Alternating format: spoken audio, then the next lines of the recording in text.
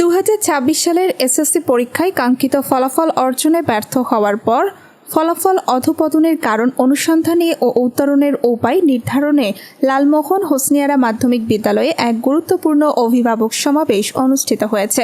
শনিবার সকাল 11টায় বিদ্যালয়ের হলরুমে এই সমাবেশ অনুষ্ঠিত হয়।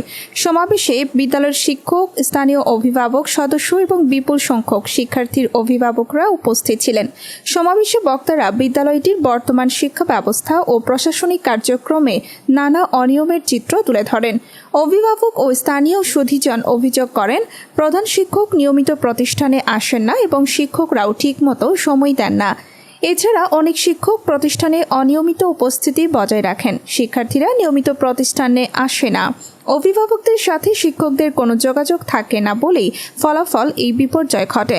অভিভাবকদের এসব বক্তব্যের পর বিদ্যালয়ের প্রধান শিক্ষক নাসির উদ্দিন এবং ম্যানেজিং কমিটির সভাপতি মোতাহার মাস্টার, অভিভাবক সদস্য সালেহা বেগম অতীতের সকল ভুল ত্রুটি ও ব্যর্থতা ভুলে যাওয়ার আহ্বান জানান। তারা বলেন, শিক্ষা প্রতিষ্ঠানটিকে পুনরায় আগের গৌরব ফিরিয়ে আনতে এবং ভালো ফলাফলের ধারায় ফিরিয়ে নিতে সম্মিলিত প্রচেষ্টার বিকল্প নেই।